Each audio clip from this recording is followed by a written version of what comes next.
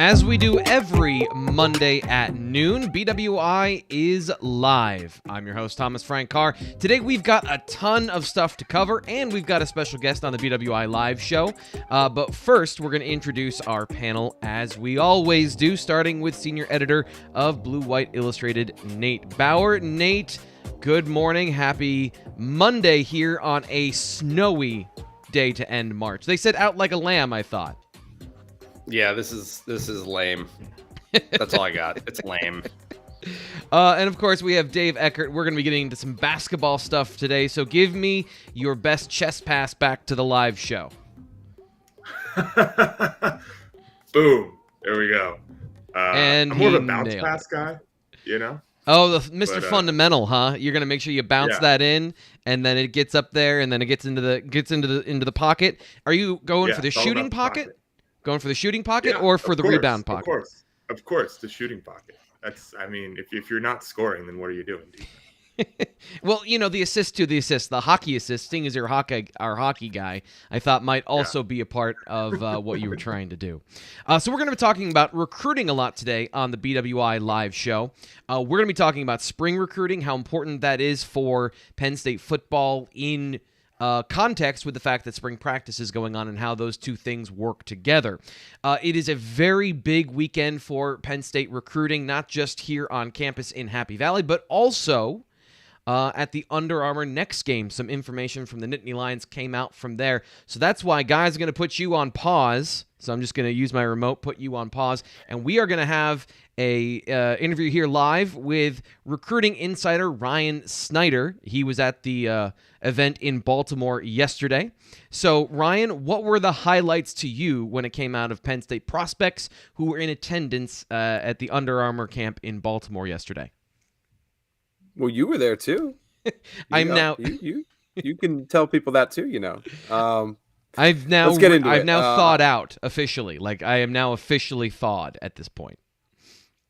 Oh, good. Yeah, took a little while yesterday. That was not fun. The biggest highlights. Well, let's start with Tony Rojas, right? I mean, I think wrote a story last night on that, and he's officially calling Penn State his favorite, which we've assumed for a long time. But we don't have a lot of recruits nowadays literally coming out and saying that. We have a lot of top fives. We have a lot of, this is this school and this school. We see a lot of top twos, but we don't see too many guys, just outright saying that a school is your favorite. So as far as biggest takeaways, I thought that was the one piece of valuable information that we took away from that. Again, we already assumed that. I have an RPM for him. A couple of my coworkers agree with that as well. They have different crystal balls, RPMs, whatever you want to call them, in their different systems. But having Tony say that, I thought was the biggest takeaway for sure. Watching Michael Van Buren, 2024 quarterback, that was valuable, seeing what his pluses and minuses were. Still can improve in some ways with arm strength and different things like that. Yeah. But I thought a lot to work with there. And of course, we didn't really get to see him moving a lot either. You don't really have that in those kind of settings. So that was a positive takeaway. But then also Neo Avery, who was there and who decommitted yesterday. So, So what's the situation with Neo Avery? What happened there? And I know Greg talked to him, but we were all at the event. We were talking about it. So can you give us kind of the recap of what Neo said and kind of the perspective coming out of this for Penn State football? Neo wants to be recruited.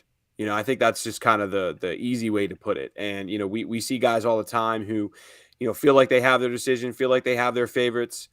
They commit, and then, 6 weeks later, they kind of realize that either they missed the process or they feel like they missed something. And that's Neo to from what I see from the outside looking in, it fits that well.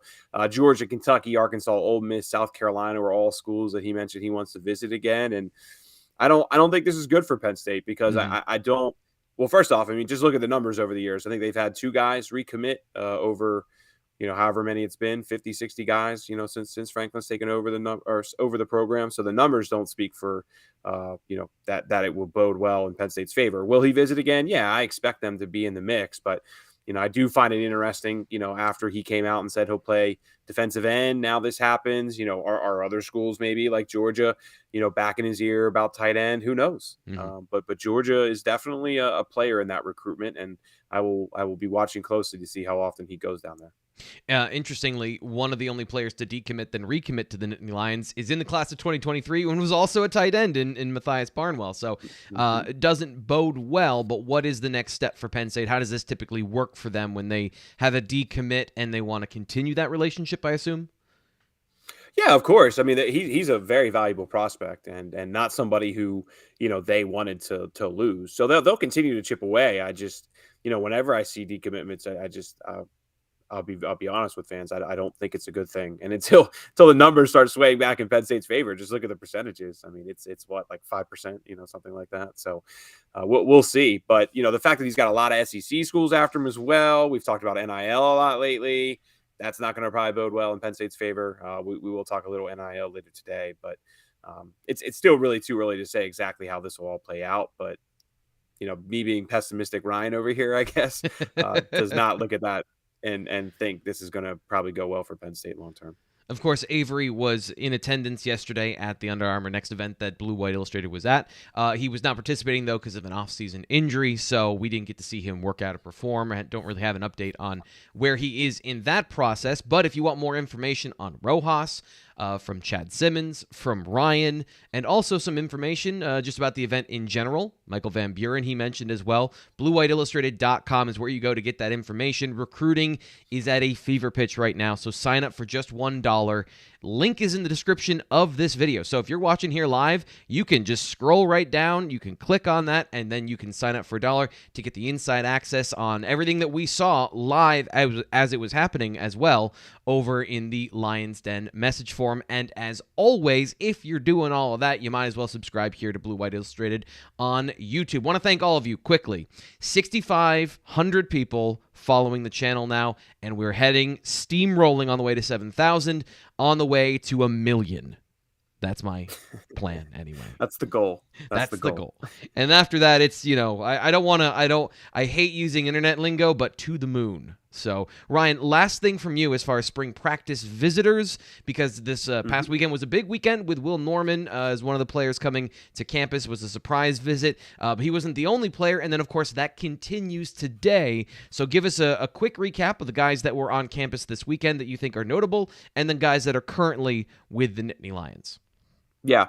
Will Norman was 2 weeks ago. Sorry, T-Frank. Oh, man. We talked about him last week. It's okay. It's in your head. We talked about him on Friday. Amari Snowden, I think, was the biggest name this past weekend from Roseville, Michigan. Quality three-star prospect, but his talking about to the moon. I mean, his trajectory is really kind of taken off at the moment. And, I have a story coming up here soon. Probably actually a little later today on recapping his visit, just where things stand with him. A couple guys from outside the region too, as we talked about, with Kyle Parker from Texas, Cameron Cook from Texas, and some young players out from California coming in.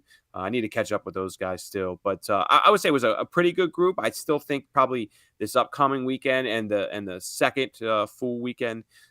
First full week in April, and second weekend in April. That'll be probably the biggest for Penn State as far as leading up to the Blue White game, of course. But one other guy too I forgot to mention is Arvo Reese. He's a linebacker from Glenville who got an offer today. Whether Penn State's going to go all out for him, so I'm not exactly sure. With him being a 2023 guy, and then of course you have Tony Rojas and some others in there who I think are a little higher on the board. But keep an eye on him moving forward. And then, of course, there's the NFL Academy guys on today. Yeah. Frank, you got to see them yesterday. Yeah. Some guys from England. Kofi Taylor Bollocks was kind of the one guy. Kofi Taylor Bollocks. What a British name there.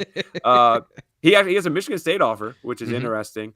He's actually been to Penn State before, so this will be his second one.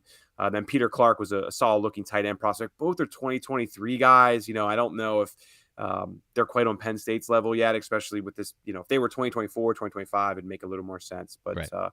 For now, we'll see how the visit goes and go from there. But busy couple weeks coming up, man. We'll have some more players on campus here on Wednesday. I think a couple Glenville guys are going to come in. And then, the Justin Brown's also on campus today, up and coming prospect from Tennessee. I'll be curious to get some recap on that. Ryan, your fans are showing up in the chat today, and I have to apologize. Thanks, because Bradley.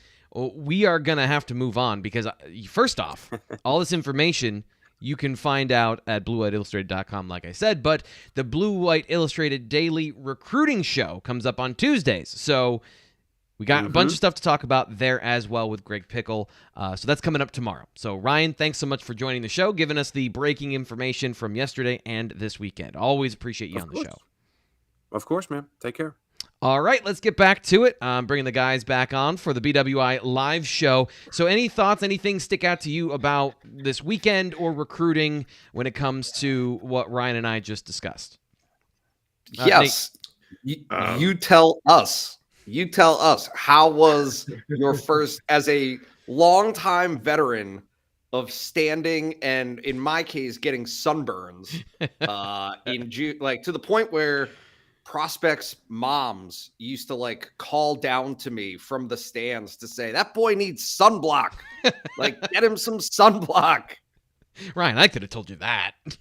How was it? How was it? No concern about sun or being burnt whatsoever. There was a probably consistent 15 to 20 mile an hour wind. So, you know, I'm the film guy and I wanted to learn some stuff, but for the most part, I'm staring through the lens, not really getting a chance to evaluate a whole lot.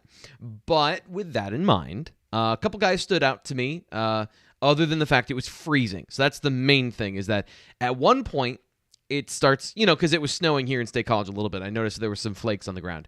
It was like that in Baltimore, and it made me question my decision of career at that point. Sure. But for the most part, you know, I thought the early I got a little bit more out of it. The wind got worse as the day went on. So I was looking at the defensive ends. The defensive line group in particular was stacked at that Under Armour camp. So a couple guys that stood out, I was watching Mason Robinson because he's a Penn State commit. Ryan has put in a prediction for him as far as landing with the Nittany Lions. I wanted to get an up-close personal view of him. Still going through a lot of the film. So it's basically get everything you can and then drive 2.5, 3 hours home, and by the time we got home, I just went to bed. So we're still getting into some of the film, but I talked to Mason afterwards, and of course, we're going to have a bunch of that stuff here on the YouTube channel, so stay tuned for all of that. I thought he looked good. Probably the best technician start to finish of the group, but there's some other standout guys we'll get into a little bit later. Recruiting is what we're talking about today. Sorry, go ahead. Well, no, I was just going to say the debate and the question at those events is always whether the interviews before and after are the most valuable, or whether the actual opportunity to see them go through the what did Eric Wilson call it, the underwear Olympics? Yes. Yeah. So you know how we are in this industry. Like, we need as much stuff as possible. So a little bit of how the sausage is made here is like, it was great to get a bunch of photos and B-roll, you know, the video I throw up here on the show.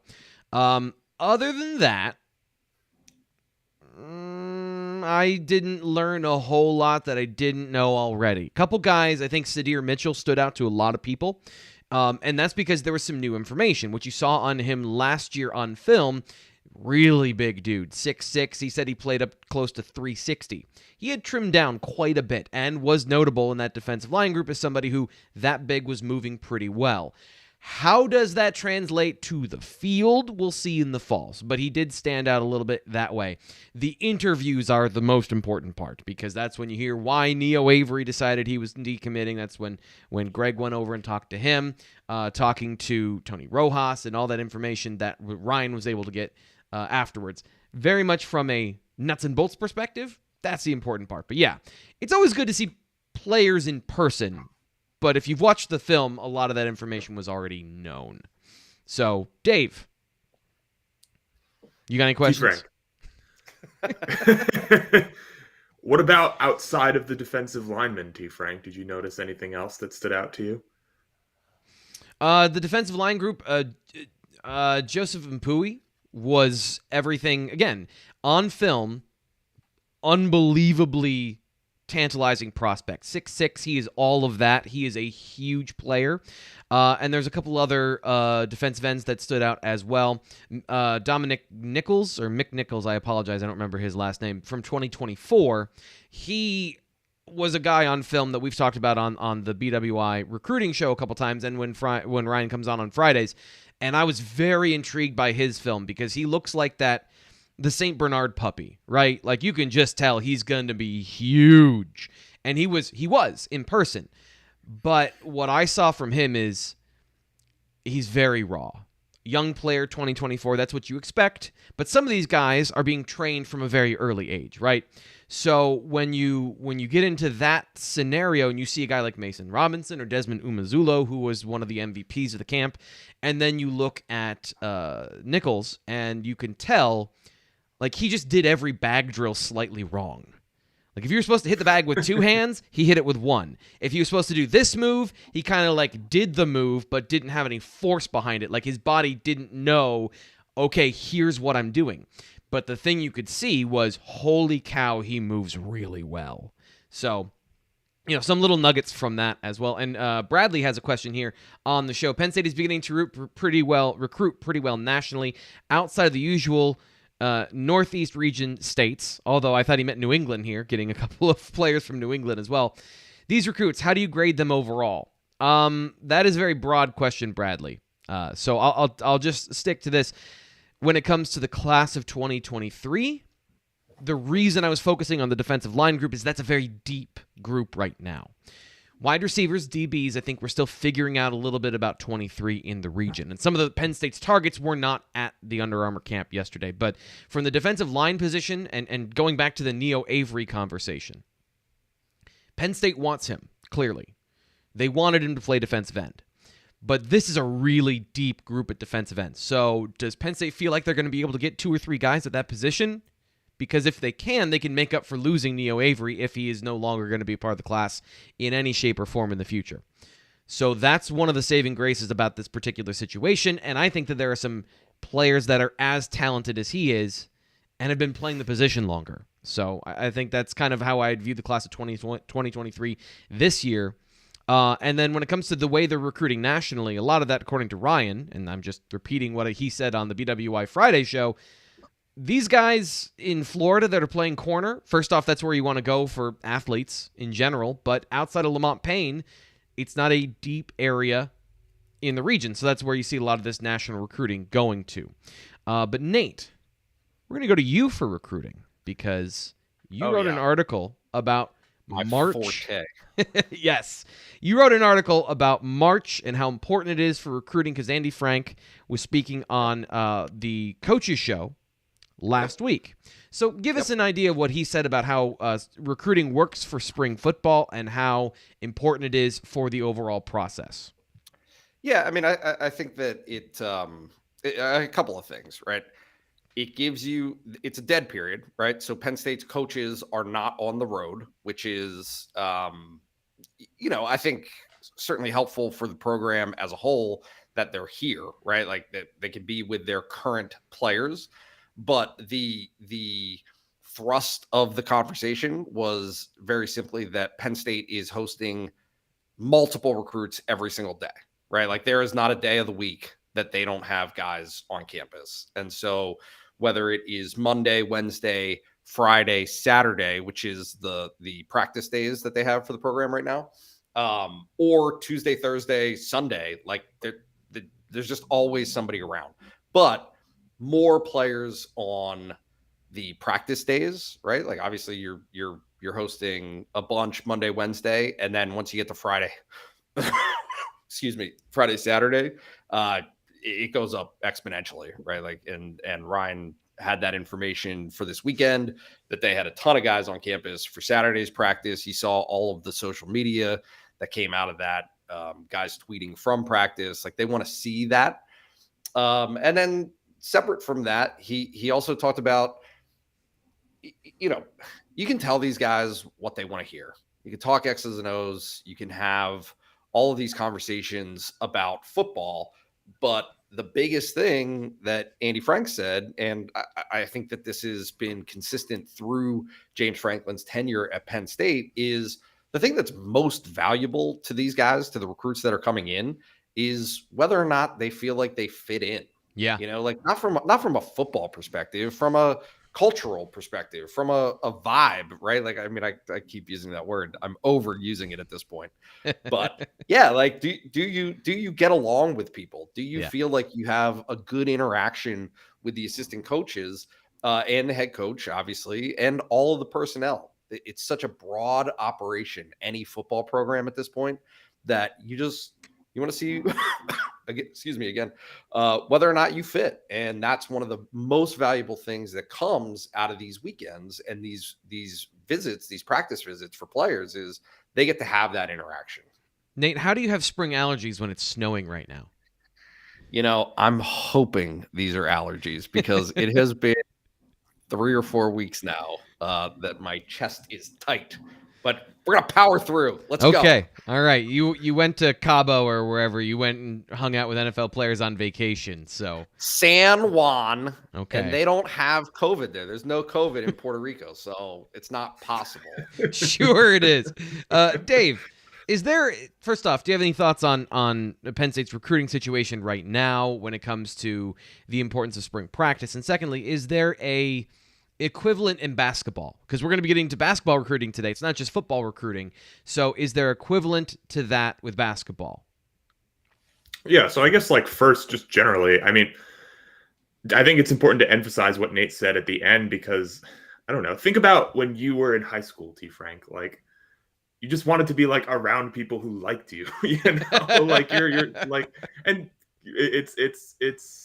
it's important. And, if you go to Alabama and everybody at Alabama is kind of mean and you just don't like them, but you go to Auburn and everybody at Auburn's nice to you, I know Alabama has a more successful football program than Auburn, but you might consider going to Auburn, so it's something that matters. And actually, I know you wanted to tie this in with hoops, but I think that talking to a lot of the hoops prospects who have been around, and some of the guys who have been up on campus, they feel like Penn State's basketball staff is very good at that, which I think is encouraging. I had a conversation with Logan Imes, who I know we'll get to, but he was like, I just laughed the entire official visit that I was here, is what he said. The staff just had him laughing the entire time. So, but yeah, right now, it's actually a really busy time for basketball.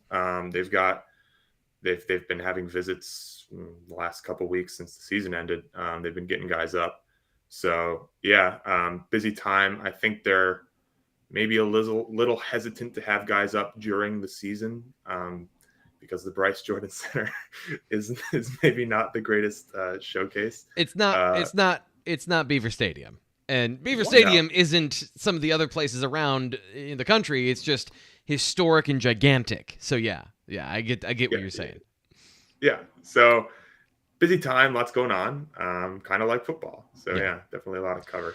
So we are now 22 minutes into our live show, 23 minutes, and I have failed to talk to you, the audience, about something very important to the structure of the show. If this is your first time coming to the BWI live show, awesome. Glad to have you. Couple things are important. I noticed 7 of you did this, and I appreciate this because you've heard this spiel before. So just sit through it. If you want to, sing along, totally cool. Make sure you like the video. If you're this far in and you've got information from Ryan Snyder about the inside of recruiting, if you got what Nate said when it comes to the importance of spring practice and having players see it live for themselves, hit like, because you got something out of this video, and that helps us out quite a bit. Also, if you're feeling super generous, make sure you then share it with your friends. Social media, Facebook, whatever. I know Facebook is social media, but whatever. And that, again, helps us out, draw a crowd, have a great conversation about football, basketball, or whatever sport you want to talk about. And we're going to even talk about NIL a little bit later, which brings us to the last thing that Bradley has already done. And I want to open the invitation. I should have done this to start the show, but we had to get to Ryan. I got super excited. I have ADHD. It was gone. Make sure you throw a question into the chat if you've got one. If you have something on your mind, whether it's recruiting, whether it's the football team, I'm itching to talk X's and O's because that's what I do. These guys are talking recruiting, big picture with Nate. We all have our specialties and the things that we like, but we all can talk about anything. So throw your question in the chat, and if you're feeling generous, I know I've asked a lot already, but super chats are open on this video. So if you want to donate to the channel, we'll absolutely get you and your question on air, and then we'll answer it. We'll have a conversation about it. Terms and conditions apply. Like, I can't put vulgarity on. But if you've got a question, we'll talk to you about it here for sure with a super chat, and then we'll get to all the good questions and all the things that we see in the chat over here, in between the things that we're talking about throughout the show. So that's how this is going to go for the rest of the day. And Dave, I want to throw it back to you. You mentioned some of that inside. It's a big time for Penn State basketball. So what's going on right now? I know you wrote a couple of articles last week about some recruits that have been on campus, and they're narrowing down their focus. So I'm just going to throw a wide open question to you, and you can start wherever you like. What's going on with Penn State basketball recruiting? Yeah, so they've had 3 important visitors recently. The most recent one was Devin Royal, who was on campus last week. He is I think he's the number 55 overall guy, according to On3, in the 2023 class. He's a forward. Penn State's been on him for a while. I think this was his 3rd time up. It was his 2nd or 3rd. And this one was an official visit. So yeah, we'll see where that goes. He is from the Columbus area, and he has an Ohio State offer. So that's tough. But Penn State has felt good about him for a while. The other guy, and it sounds like he could be nearing a decision, is Logan Imes, another guy that Penn State feels really, really good about.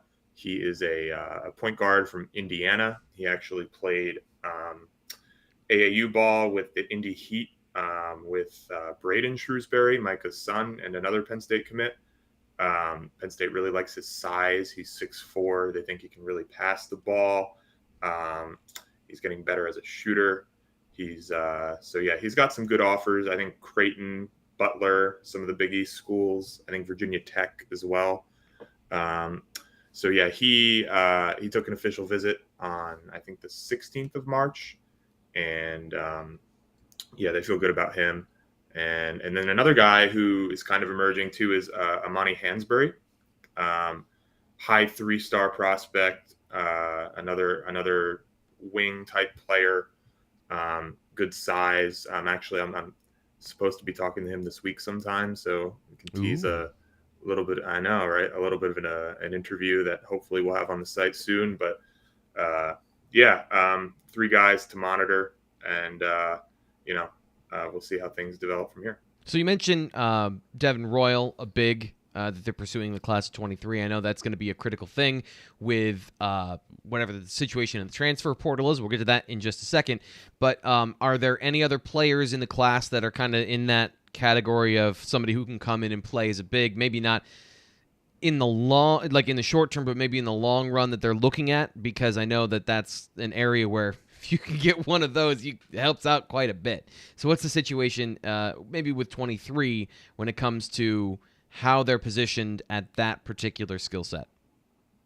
Right. Well, just to clarify, Devin is 6'6", so okay. He's not like he'll probably be like a smallish power forward, small forward type guy. He's listed. By the way, he's listed as a power forward on the On3 database. But yeah, 6'6", 205. So yeah, not exactly a big. Right. He's not Mike Watkins. But yeah, that's a great question. And really, it does kind of seem to be the area where there hasn't been a ton of development. An in-state guy that they like is Kachi Enze.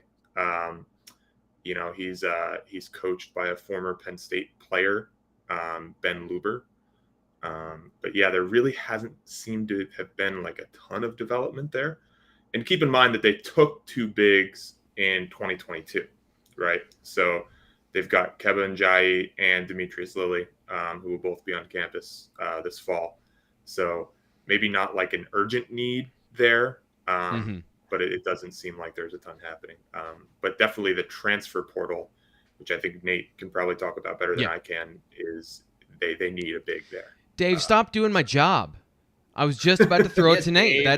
I am the fluid between the gears. You can't just have an automatic. I have to steer the ship. So, all right. Nate, I won't be the pivot. You be the pivot. No, that was sorry. That was excellent. I did that thing that I hate the most when there's a perfect transition and then somebody points out a perfect transition. That is the new thing that people on TV love to do. Is like, here, I did this perfectly. Look how perfectly I did it. So, Nate, now that I have stomped all over everything and the momentum of the show has stopped, what's going on in the transfer portal?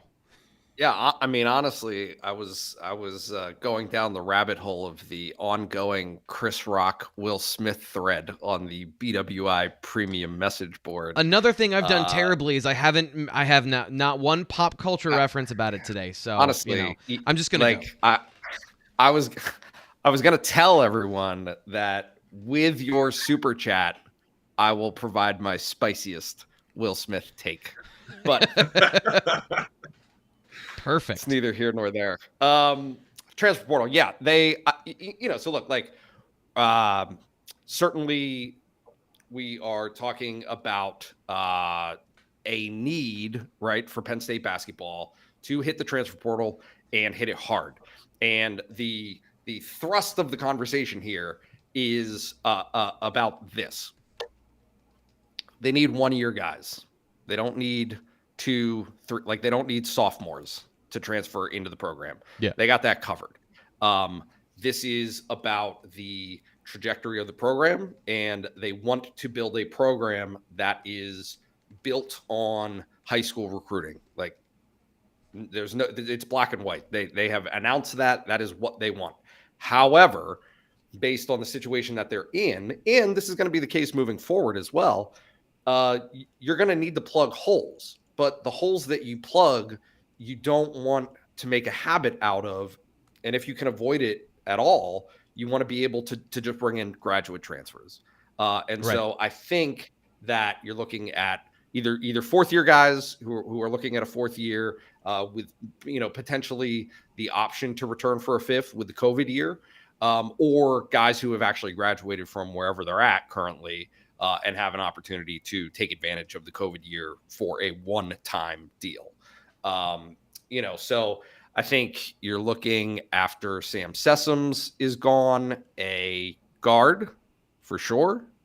I think you are absolutely looking, Dave can attest to this, at a big, right? There's a few choices out there, and it's going to be about kind of seeing where the dust settles on guys who enter the transfer portal. And I mean, I think that one of the big takeaways that has come to my attention is guys are still entering the transfer portal, right? Like it's not as though that is a settled scene. Yeah, the season's not even over yet.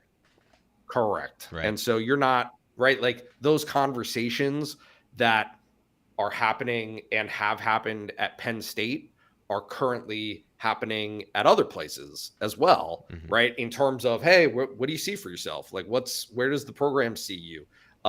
Those happen everywhere at every level of the sport.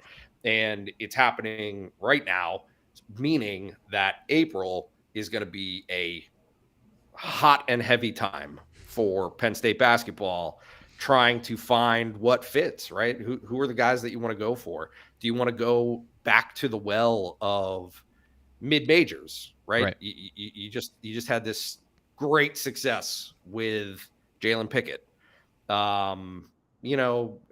The varying degrees of Greg Lee, but probably some misses, right? With Jaheim Cornwall, and Giovanni Scott, right? Maybe, right? Like you're not sure how those are going to pan out. I mean, it's going to be a busy few weeks here for Penn State, specific to recruiting and the transfer portal, trying to get next year's team solidified. I want to ask Dave this because I think this is a very interesting dynamic.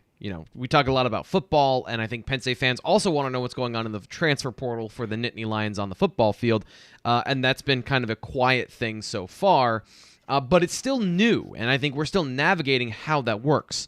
Now, the transfer portal rules are new for basketball, as they are with every other sport, but transfers have been a more common thing in basketball for longer. So how is basketball set up to kind of work through these kinks more easily than the football team, given the size of the roster, but also the familiarity with the process? Is that a fair way to put that, Dave?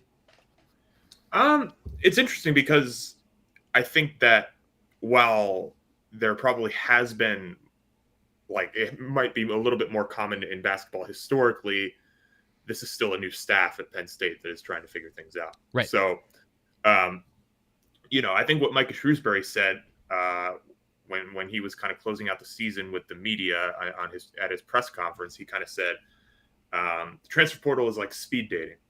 Like you just don't know what you don't know about some of these guys. And when you're building a roster using high school kids, everything. You have the time, you have, I guess, the resources to really understand these kids, not even just their game, but who they are as people. And that's a luxury that you don't have when, you're going into an online database and fighting like hell with, 12 other programs who want the same guy who's going to decide a month from now.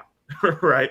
So it's interesting in that regard, but I think that they did okay last year. Right. They probably batted maybe like 600 because I think they got more from Jelani White than they thought they were going to. Mm-hmm. So maybe 3 hits and 2 misses. So I think they have a less desperate need, if you will, this season, although they really need a big. Maybe that statement does not apply to bigs, but they just don't need to fill 5 scholarships. So we'll see how it goes. I think they're positioned well.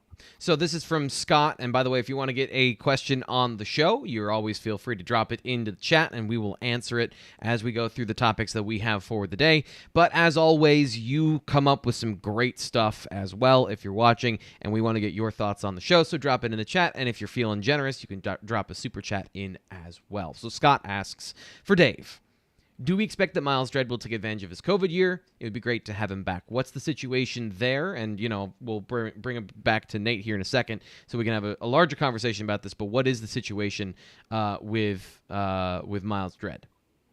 Yeah, I think, I'd be interested to know what Nate thinks about this. But Miles, Miles had surgery. So that's kind of been something that he's had to deal with while he's maybe making this decision. He hasn't said anything yet. My gut, and this is not based on any inside info, my gut says he'll probably be back. I think Penn State could use him. I don't think he's a player that's going to go play like professional basketball. Nate's got a face like he disagrees with me, but no. Nate, do you want to break any news on the show? You see, like, it feels like something's gonna break here with what's going on. I want to be real. I want to break it down here. Should I get a beat ready? Hold on. Here we go.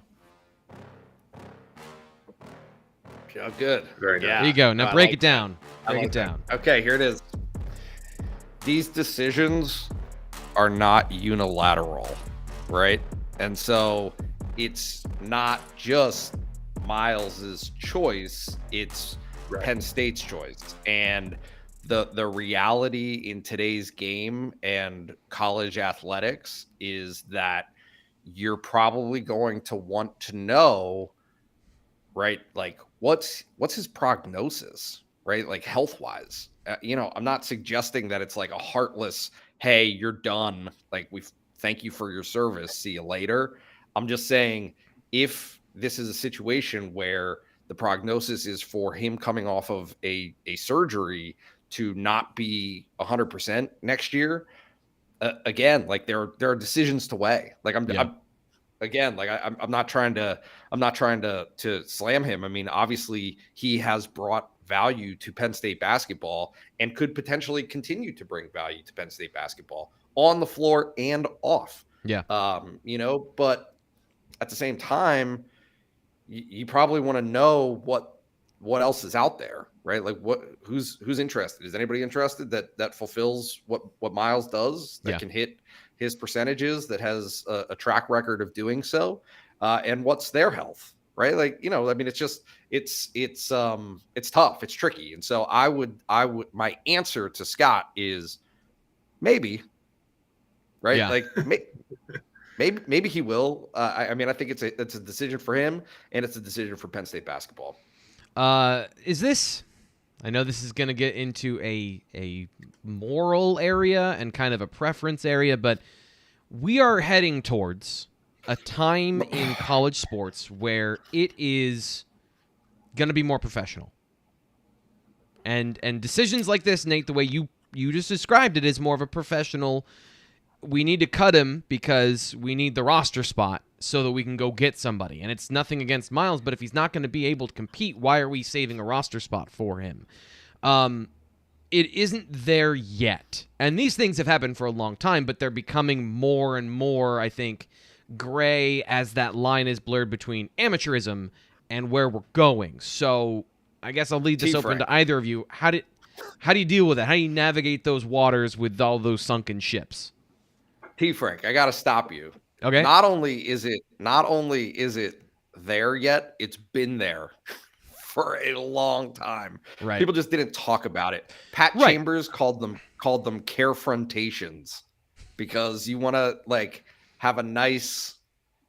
You don't want anybody to walk away mad, right? Like you want both sides to be able to move on and be productive and have healthy futures. But look, there is a transaction in play here, right?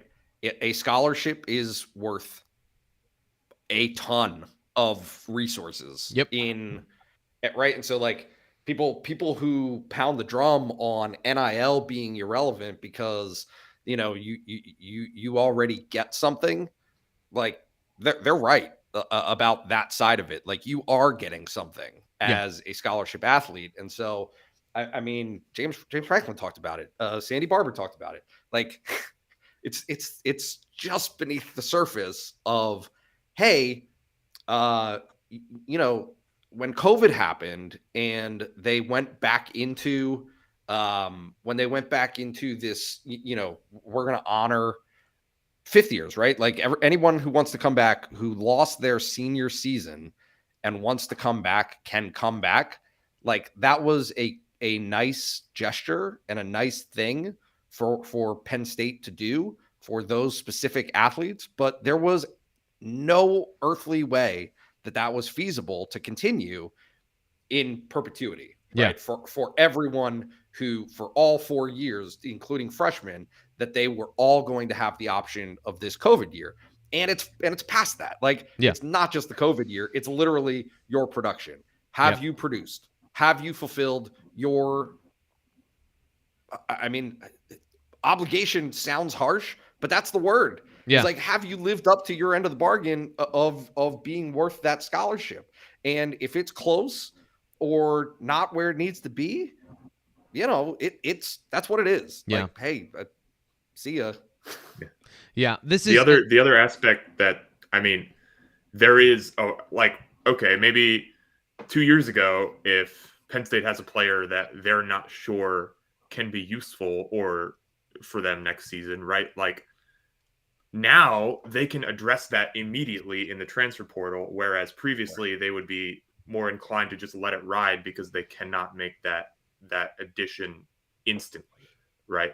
If they don't have a prospect in the upcoming cycle that they feel good about landing who can help them immediately, then you just roll with the guy on your roster who you're not sure about. Right. So all of these things have kind of converged to like create like this added layer of intensity, I guess, in everything, not just basketball, football too. So this goes back to, I think, you asked James Franklin a question about, do you feel like the roster is more solidified at this point? And he said it's never solidified. So Hard Slider asks, do we see a time in the portal where there's a designated period for each sport, like football, January 1st through April 30th? And he clarifies that it's a window for entry only, not only for entry, but finding a new location so that you go into spring practice and you know who you have and you know what you're going to be doing coming out of that as well, because the players are on the roster until next November or January, whatever.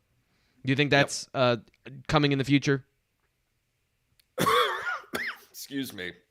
Yes. Yeah, I do. I mean, there are always competing interests in these conversations. And so universities, schools that are more adept at changing on the fly, right, are positioned better to be able to handle these things and to not have a specific window. It is extremely complicated by the fact that everyone is working on semester systems, right? Like Manny Diaz talked about it when he was first introduced at Penn State, that like not only is it the semester system, but different universities work on like drastically different calendars. Some have trimesters, some have semesters, some start in February, right? Like for the spring semester starts in February. Penn State starts the second week in January. Like all of these different things have a significant and severe impact on what a specific program is able to do, because like we're talking about this like it's free agency. Yeah. Free agency is buying the service of the player who is in that market, and then they come to your team. Yeah. Right. College football or college basketball, you're picking, excuse me, you're selecting that player and bringing them into your program, but only if your university can accommodate them. Right. Like there are, like, and it's not a hey, you have to pass a drug test to be able to join the team. It's, hey, do you have credits that count at Penn State and fulfill you on the academic side, right? Like we're not talking about like borderline guys, right, who have these bad GPAs. It's do you fit into this academic calendar? Can you come in if classes have already started for 2 weeks? Classes have been started for 3 weeks. In Penn State's case, the answer is no sometimes. And so there are other schools that can handle that much better than Penn State can. It's like much deeper down the rabbit hole than it might seem. Less far down the rabbit hole, but a little more surface level, is the fact that, we talk about free agency and this is professionalized. Again, there's a contract with and NFL free agents can hold out or ask to be released or whatever they want, but typically what happens is you're on the roster until the team cuts you. In college football, you can go wherever you want. Like, you can leave whenever you want right now. So I think it's a very good question. And I want to get to this one because this is a real-time meteorologist from MSHI says it's snowing right now. Is that good for recruits visiting? Well, that depends on where they're visiting from. Because if you're from Tennessee, you've seen snow in your life before. If you're from Florida, maybe you haven't. And I noticed this is really interesting that we've talked a lot about Zane Durant this offseason. Yeah. And he is, I think, a very critical piece of the puzzle for James Franklin and the recruiting staff, because he is a very, very talented player from Florida that chose to come up to Penn State along the defensive line. And the way James talked about him a couple weeks ago, the way James Franklin talked about him when he was talking about how he's walking around in flip-flops and in shorts, and how, he's not homesick and all these things. And I'm just thinking, every time he says it, I'm like, this is the best recruiting pitch he could have for a bunch of players in Florida that maybe they're unsure about that. So I would say it depends, each individual player. I grew up where this wasn't snow. This was, this happens in March. Like, we went to prom and it was snowing one time. So I would view this as like battle weather, but I'm not from Florida. So I think it just depends. Do you guys have any other thoughts on that? Were you guys the person who wore shorts no matter what when it was cold out? Because I was that person. You were? I was the shorts guy when it's 15 degrees and there's 6 inches of snow on the ground.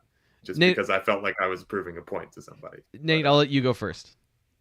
Yeah, I mean, I catch some looks at the daycare receiving line to pick up our kids when I've got like indoor like shearling slippers on, shorts, and a hooded sweatshirt. Right, like it just doesn't all quite match up. But if I'm going to be outside for 15 minutes or less, I don't mind it. I'll go out in anything. It doesn't really matter. But like anything beyond that, and I'm like basically cocooned in warmth. I need it. I'll die. So we're talking previous T-Frank versus current T-Frank. Current T-Frank is soft. I've been here too long. Yeah. But Almost Canada, T-Frank, was a lot more of the... I never wore shorts, really. I never really liked wearing shorts. Like, I wore shorts in the summer, sure. But, growing up on the farm, you got to wear pants so you don't rip your legs up. So I just didn't change what I wore. I always wore tennis shoes, pants, and maybe a sweatshirt. But I remember I was walking by Old Main in a blizzard, like literally gale force wind in my face, and everyone else is running with their hood down, and they're got their parkas on and their Uggs and their North Face and all that stuff. And I had my sweatshirt unzipped, and it was like blown in the wind, and I was just like, "What's wrong, guys?" Trying to be hard, trying to be so hard. Yeah. So that, yes, sure. I was the dude that was like, "It's never cold. It's a state of mind. Cold is a state of mind." So I was that guy. Rob, welcome to the show. If you got a question, you can throw it in the chat. We've got some good ones here talking about the weather right now and the importance of recruiting and weather.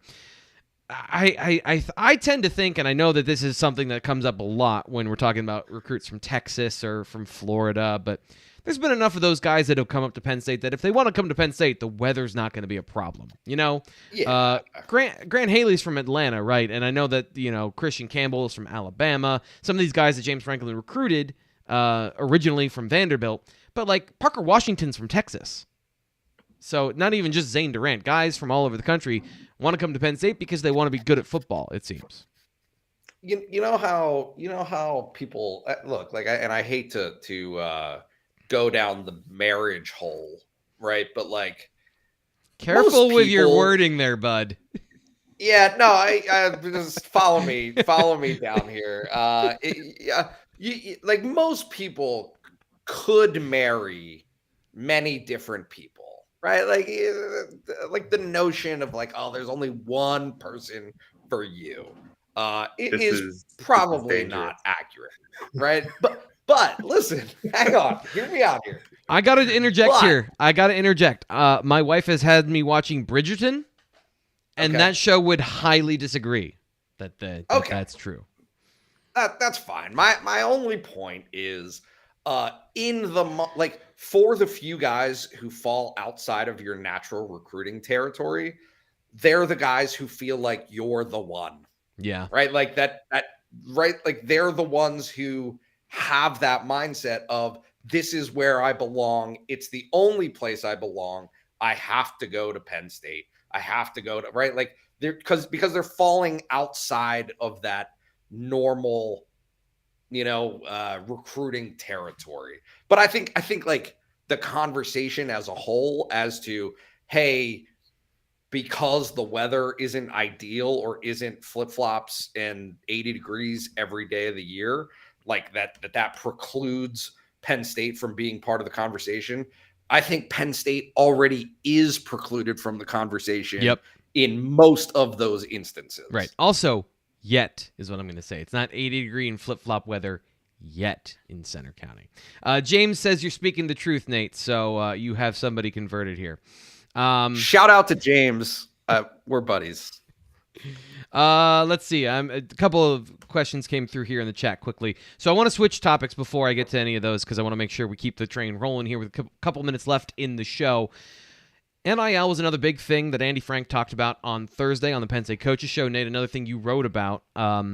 What came out of that for you, and what was the perspective you had after Andy spoke on the radio the other day? Yeah, I think that, for people who have seen this program before, it might sound like I'm beating a dead horse, but there is like an evolution at hand right now with NIL and Penn State's place within it. And that evolution took a, to me, pronounced step on Thursday night with Andy Frank and Dan Kabbalah, who they're both like high up staffers, support staff for Penn State football. And that step was, hey, not really dancing around it anymore. Like there is a two-pronged conversation to be had with NIL and Penn State. And what they said is, one, here's the alarm bell, right? If Penn State's community doesn't embrace this, it's existential. It's existential for Penn State football. It's existential for Penn State University. It's existential for all of the other sports programs in athletics. And it's existential for the town, right? Like, this is how you compete, is NIL. And if you reject it, you're not going to be part of the scene of relevant programs at the high end of college football moving forward. Bottom line, right? Like, and nobody has really put it in those terms, I don't think, publicly from Penn State until then. The second element of what they said that was equally important is it wasn't just doom and gloom. It was, hey, this like, a big part of why Penn State fans rejected the notion of like bagmen and all of that stuff in the past was because it was underhanded. It was against the rules. Right. And Andy Frank very clearly reframed the conversation to say, it's not. This is not against the rules now. This is something that you can be a part of. Yeah. You as a fan can have a direct impact on the well-being of the program. And it is not limited to 3 guys who have millions and millions of dollars and can put their name on it. Correct. Yeah. Like, it's not limited. The opportunity to give and help is not limited to that. Is this a good $10 a month? So let me stop you here. And Dave, I'm going to ask you this question, because now and I said this the other day when Nate and I were talking about NIL, and it feels like we're tipping our waiters when it comes to, now we're paying athletes, and the fan is paying the athlete indirectly but directly. And I know that this is the environment that we find ourselves in right now, but no other sport other than buying tickets and buying merchandise and going to the game asks you to pay the athlete directly. Is this unprecedented access for fans, or is this gross? Yes. Yeah, I don't love it. Here's Scott frames it perfectly, not to cut you off, but I think the number of dollars are finite, explaining to a longtime fan why they should have to give their additional money to NIL versus the Nittany Lion Club, supporting the university as they already have when it comes to the funding the athletic department. They've been doing this already. So I guess with that in mind, what Scott has to say there, continue, Dave.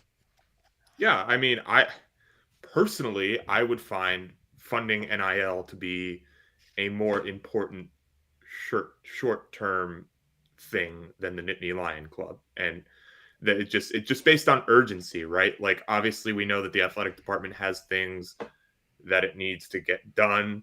But if I'm a Penn State fan, I think that Penn State is very clearly far behind in the NIL game. And that's probably why you're hearing Andy Frank and Dan Kabbalah make that kind of plea, I guess.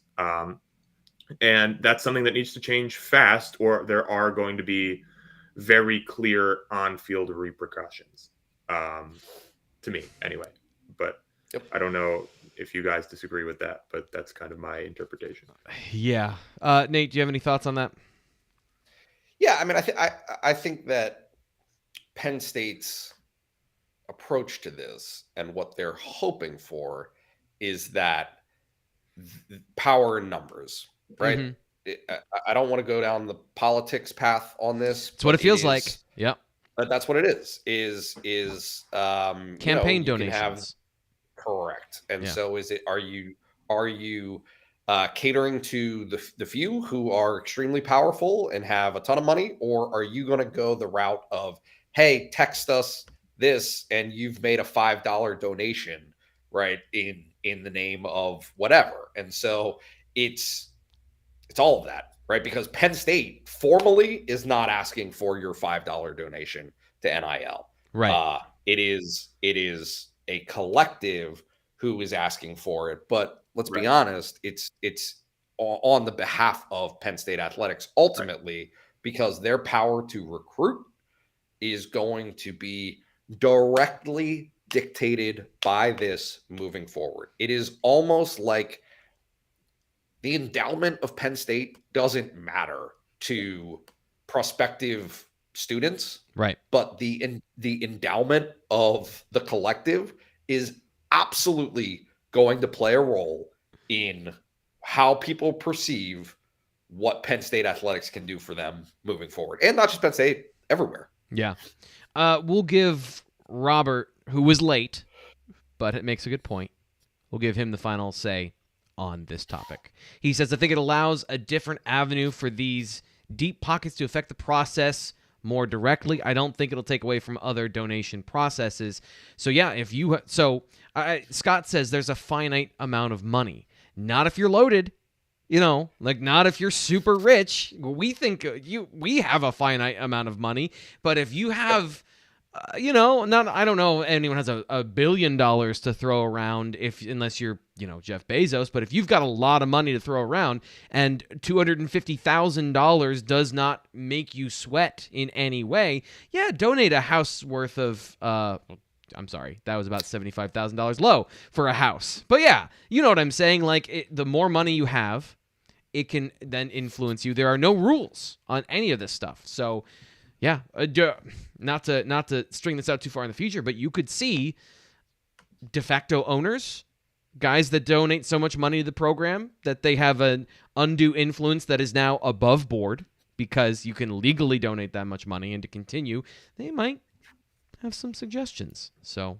who knows? Who knows what the future holds when it comes to NIL? I lied, Rob. I'm going to give these guys one last chance to say what they have to say on the subject before we end the show. So, Dave, any last thoughts on NIL and where we're headed in the future? I don't think anybody knows where this is going to go. I think this is still very much clay being molded by the whims of whoever. So, yeah, Penn State's ability to react to what happens and what's new is going to be really important. And it's now not just on the field. It's not just your decision-making under pressure on the field. It's all this stuff when the defensive end that is Alabama's collective comes at you. What happens? Nate, I have been throwing out multiple fictitious futures throughout this conversation about NIL, going all the way back to when we first started talking about it. Do you have any thoughts on not just what I've thrown out there, but anything you think the future holds when it comes to NIL? Yeah, I think the question is whether there is an appetite of legislation to get involved in this, right? Is there, on a federal level, is there something that will force into act, whether it's the universities, whether we'll see what the powerful interest is that convinces legislators to get involved. But I mean, I don't think that there's any question that if you look at multiple interests, right? Universities, coaches, the NCAA, which is a powerful organization in its own right, all of them are kind of dancing around this notion that you don't want to make yourself open to lawsuits. That's right. What this is about is opening yourself to lawsuits. And so if there's legislation involved that kind of standardizes it on a nationwide level, that eliminates that or lessens the threat of that. And so I legally, I think that's a huge part of this and where this is going. But beyond that, it is going to continue to trend in the direction of rich getting richer and so forth. You know what I mean? The programs that aren't there or aren't trying to get there are going to have some real decisions to make in the future as to the worthiness of trying to compete in a space where people are doing things on a totally different level as what you're willing to do. Gentlemen, thank you for another great BWI Live. That'll do it for today's show. For Ryan Snyder, who joined us earlier as well, for Nate Bauer and Dave Eckert, I'm your host, Thomas Frank Carr. We'll be back every Monday at noon to talk about Penn State sports, Penn State NIL Collective, Penn State Frisbee, Maybe not Penn State Frisbee. I don't know. I mean, it was fun in front of the business building. We've been reminiscing all day, so I'll just say Frisbee in front of the business building was fun. But we'll be back tomorrow with the BWI Recruiting Show, and Abdul Carter joins the BWI Daily, the 4-star linebacker from LaSalle College High School. He is coming up today on the BWI Daily Edition. Stay tuned for that. I'm your host, Thomas Frank Carr. Talk to you then.